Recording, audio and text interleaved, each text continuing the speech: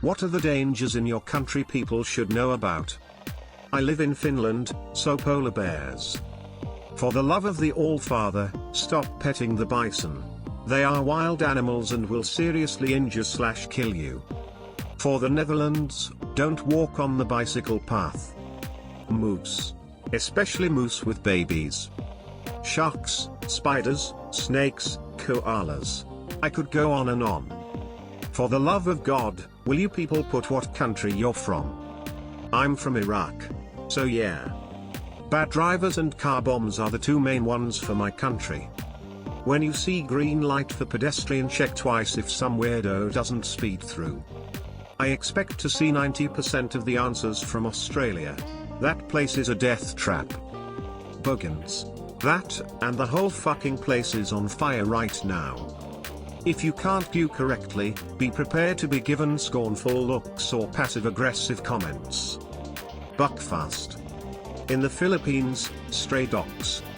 Those thermals in Yellowstone are deadly and wild animals are dangerous, so don't treat them like you're at a petting zoo. Chavs. A whole lot of warnings. A whole lot of not saying what fucking country. Finland, nothing serious but I don't know when I have seen the sun last time. Edit, I don't only mean that it gets dark early, the sun doesn't show up at all, the sky is 100% cloudy in fall and winter, it looks like the end in Minecraft. The water. It's hot, the sand is white, the water looks inviting, but lots of tourists die in the water. The water looks calmer there, but that's because it's a rip.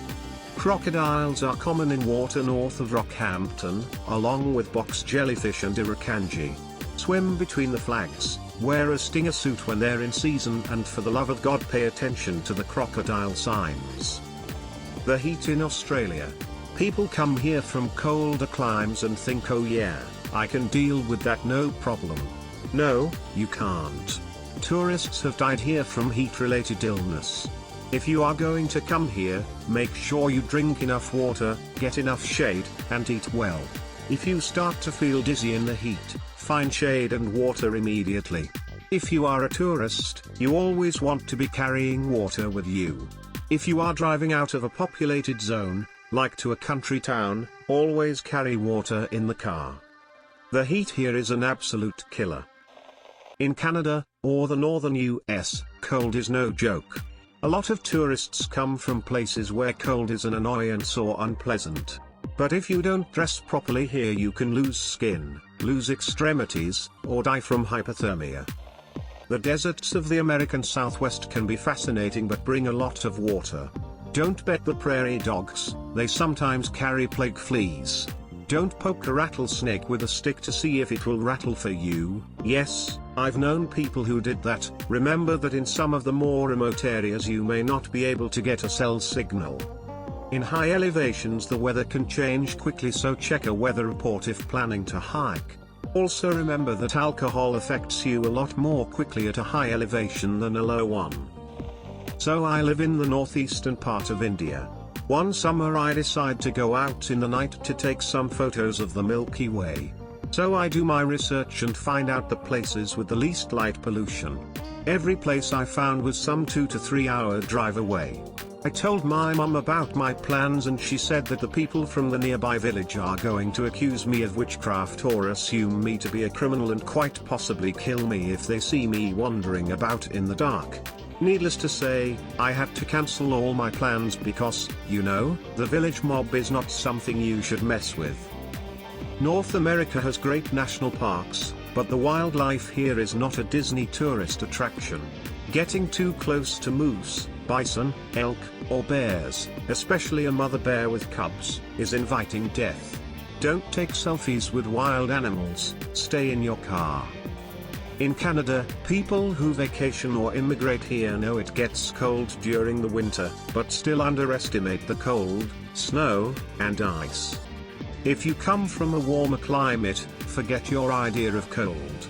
Insulated, waterproof coats are required to stay warm when outdoors. Winter tires are essential to drive safe. Our winters will literally kill the unprepared. People should choose carefully what to eat, where to eat and where to buy foods in Turkey. Otherwise you would end up eating brick dust instead of red pepper. Forgery is a fine art in our country. Fuck, I don't know.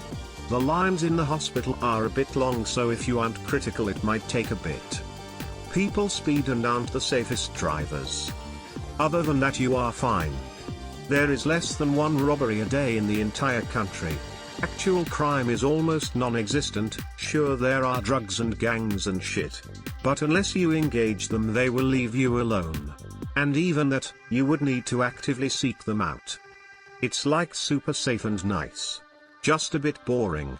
But that's what you get when the entire country is smaller than most big cities at 2 million.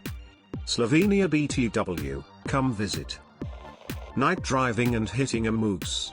Most people don't realize how big they really are. Most vehicles on the road will take them out at the legs and they crash through the windshield, often killing everyone in the vehicle. Fun fact: a moose eyes don't reflex light like other animals. Specifically to the east coast of Canada, but bad riptides and undercurrents. The beaches are very gorgeous and tourism is huge in the summer. They put out a lot of warning, but every year without fail people drown because I underestimated the undertow and overestimated their own swimming prowess. FYI, if it does catch you, you are supposed to float with it parallel to the shore until you get help or it lets up. Never fight against it. Don't get drunk, smoke weed and ride a bike. We have ridden bikes since we were little. We can do this. If you try this, you may fall in a canal and drown, which has happened before. Honestly, given how many people urinate in the canals, drowning wouldn't even be the worst part there. Vigilantes working with police to kill anyone suspected of dealing drugs, with no prosecution dealt to the police/agents carrying out the killings. Along this line, imposing drug tests on children who could be potential users, consequently violating their privacy and bodily integrity. The outbreak of an HIV epidemic. Rising tensions in the South China Sea. Coupled with the disregard and incompetence found within a corrupt nation, a solution to these issues doesn't seem like it'll materialize anytime soon. I live in Brazil. One of the biggest problems here are the drug dealers and the organized crime in general. Be careful, don't make signs. They can mean something in your country, but they can mean something different here. If you mess with the wrong people, you will die, and if you don't die, you probably will. You're gonna lose a duck ton of money. Street food. It can either be hygienic or complete garbage. If the food stall is near a water body, don't eat it. People use water from those water bodies to cook, clean dishes, etc. Not really a danger, but the country is a lot bigger than you think and it will take you way longer to get around than you might have planned for, especially if you're expecting to drive everywhere on wide, straight motorways. Some comedian said that you can smoke weed while fucking a hooker in front of a cop in the Netherlands. This is not the case. Don't do that. They will arrest you. We have some of the most dangerous ants in the world. Edit, it's Australia. The jack jumper or bulldog ant is very aggressive. Instead of running away it will actively attack you, possibly even if don't provoke it. As suggested by its name, it can jump up in the air to seek out its target. Some people also suffer from life-threatening reactions from its venom. Most ants leave pheromones to help guide other ants. This species actually has vision, and if it spots movement it most likely will investigate. Other species have large jaws and lots of venom to inject into you.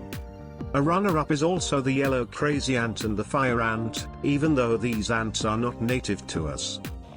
From Lancaster, PA, watch out for the Amish on horse and buggies.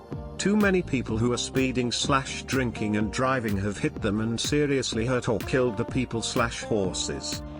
German here. Alcohol. Not kidding, alcohol is dirt cheap and constantly available here, and tourists often drink too much and ending up drowning somewhere or in cold seasons freeze to death.